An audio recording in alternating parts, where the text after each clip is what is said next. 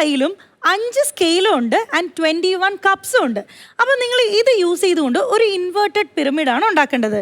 Like first ഒരു glass വെക്കുക, മേലെ സ്കെയിൽ വെക്കുക, പിന്നെ 2 ഗ്ലാസ് വെക്കുക, സെക്കൻഡ് സ്കെയിൽ വെക്കുക, 3rd, 4th, 5th, 6th, അങ്ങനെ ടോട്ടൽ ഒരു 6 ലെയേഴ്സ് ആണ് ക്രിയേറ്റ് ചെയ്യേണ്ടത്. അപ്പോൾ ബാലൻസിങ് വളരെ ഇമ്പോർട്ടൻ്റ് ആണ്. കാരണം ബോട്ടം ജസ്റ്റ് 1 ഗ്ലാസ് വെച്ചിട്ടാണ് സ്റ്റാർട്ട് ചെയ്യുന്നത്. ബസർ ടു ബസർ ആയിരിക്കും ഈ ഒരു ടാസ്ക്. നിങ്ങൾ ഫില്ല് ചെയ്തു, ആ ഒരു 6 ലെയേഴ്സ് കംപ്ലീറ്റ് ചെയ്തു എന്ന് പറഞ്ഞിട്ട് കാര്യമില്ല. ആ എൻഡിങ് ബസർ അടിക്കുന്ന സമയത്തും അത് തന്നെ മെയിൻറ്റെയിൻ ചെയ്തിരിക്കണം. ഹോപ്പ് എവറിത്തിങ് ഈസ് ക്ലിയർ അല്ലേ? എന്തെങ്കിലും doubt? So let's go. 3, 2, 1 buzzer. Okay, ശ്രദ്ധിച്ച് ചെയ്യാ. പക്ഷെ ബസർ അടിക്കുന്നതിന് മുന്നേ കംപ്ലീറ്റ് ചെയ്യണം കേട്ടോ.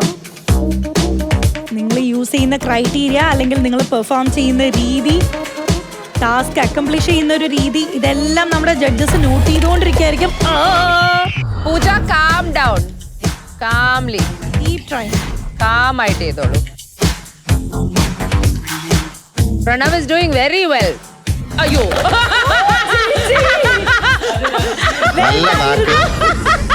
സോറി എന്നെ പൊന്നുകൂട്ടാ. പോയി. ആ ലെഫ്റ്റ് ഹാൻഡിൽ നിന്നുള്ള സപ്പോർട്ടിങ് മാറ്റൂ, ലെഫ്റ്റ് ഹാൻഡിൽ നിന്നുള്ള സപ്പോർട്ട് മാറ്റൂ.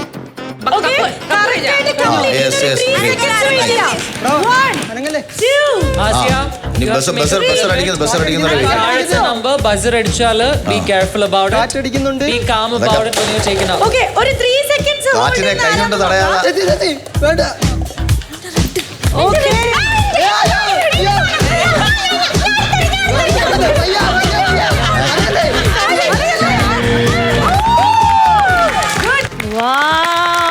അടിപൊളി ട്രയൽ ആയിരുന്നു കേട്ടോ. ഓൾമോസ്റ്റ് എല്ലാവരുടെയും താഴെ വീണു, ബട്ട് യു കെപ് ട്രൈയിങ് അല്ലേ? അതിന് തന്നെ ഒരു ബിഗ് കൺഗ്രാറ്റുലേഷൻസ് പറയണം. കാരണം ടാസ്ക് ഭയങ്കര ഹെവി ആയിരുന്നു എന്ന് തോന്നുന്നു അല്ലേ? സാറില്ല, ബസർ അടിച്ച ശേഷം പേടിക്കണ്ട. ആക്ച്വലി ഇതിൽ വിൻ ചെയ്തിരിക്കുന്ന ഒരു 3 പേരാണ്. ഞാൻ അവരുടെ പേര് പറഞ്ഞോട്ടെ. അതിന് മുന്നേ ഇതിലിപ്പോൾ ഈ 3 പേര് ജയിക്കുന്നുണ്ടല്ലോ, അല്ലാത്ത 4 പേര് എവിടെ പോവും? Danger zone. അപ്പോൾ ഡേഞ്ചർ സോൺ എന്ന് പറഞ്ഞു എന്ന് വെച്ചാൽ വീട്ടിൽ നിന്നും പുറത്തോട്ട് പോകാനുള്ള ചാൻസ് കൂടുതലാണ്. അപ്പോൾ അതിന് ഇംഗ്ലീഷിൽ ഇപ്പോൾ എങ്ങനെ പറയും? ഗെറ്റ് ഔട്ട് ഹൗസ്, അങ്ങനെ പറയാൻ പറ്റുമോ? അതിന് ഒന്നുകൂടെ ഒന്ന് വിപുലീകരിച്ചിട്ട് നമുക്കൊരു ഔട്ട് ഹൗസ് എന്ന് പേരിടാം. ഓക്കെ, ഡേഞ്ചർ സോണിനെ ഇനി മുതൽ നമ്മൾ വിളിക്കാൻ പോകുന്നത് എന്താ? Out house. അപ്പോൾ ഔട്ട് ഹൗസ് ആണ് ഇവിടെ കിടക്കുന്ന ഈ കാലിയായ സ്ഥലം. ഓക്കെ, അപ്പോൾ ഇതിൽ വിൻ ചെയ്ത 3 പേര് ഇവിടെ നിൽക്കും, അല്ലാത്ത 4 പേര് ഔട്ട് ഹൗസിലേക്ക് പോകും. ഇനി ആ 3 പേര് ആരൊക്കെയാന്ന് പറയട്ടെ. First name is Abhiram. Yay! Congratulations. And second one, Anaga. Yay! And third one, Pranav. Okay. അപ്പോൾ ബാക്കിയുള്ള 4 പേർക്ക് ഔട്ട് ഹൗസിലേക്ക് പോവാം.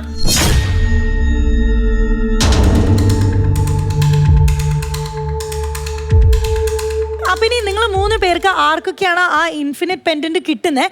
3 പേർക്കും കിട്ടുമോ, അത് ഒരാൾക്ക് കിട്ടുമോ, 2 ആൾക്ക് കിട്ടുമോ എന്നറിയില്ല.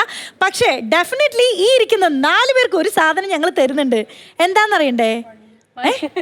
പണിയല്ല, ഒരു ബാൻഡ് തരുന്നുണ്ട്. ഞാൻ തന്നെ തരാം. ഓക്കെ, അവരുടെ ആ ഇൻഫിനിറ്റ് പെൻഡന്റ് കൊടുക്കുന്നത് ഒരുപക്ഷെ അവരായിരിക്കും, പക്ഷെ ഇത് ഞാൻ സ്നേഹത്തോടെ തരുന്നതാ. എടുത്തോളൂ. ഇതത്ര സന്തോഷിക്കേണ്ട കാര്യമൊന്നും അല്ല.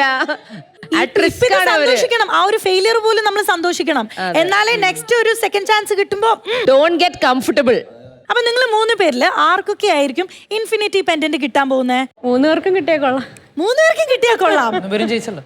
3 പേരും ജയിച്ചു, അതുകൊണ്ട് 3 പേർക്കും വേണം. പക്ഷെ അതിന്റെ യഥാർത്ഥ തീരുമാനം എടുക്കാൻ പോകുന്നത് അവരാണ്. പറയൂ. 3 പേരാണ് പിരമിഡ് ഫിനിഷ് ചെയ്തത്. And Anak's pyramid looks itchy ugly.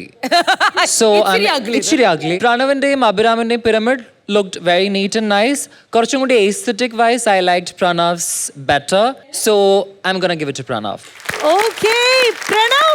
അപ്പോൾ കൺഗ്രാറ്റുലേഷൻസ്. നമ്മുടെ ഈ ടാസ്കിലെ ഫസ്റ്റ് വിജയിയാണ്. ഐ മീൻ ആ ഒരു ഇൻഫിനിറ്റി പെൻഡന്റ് സ്വന്തമാക്കാൻ പോകുന്നത്.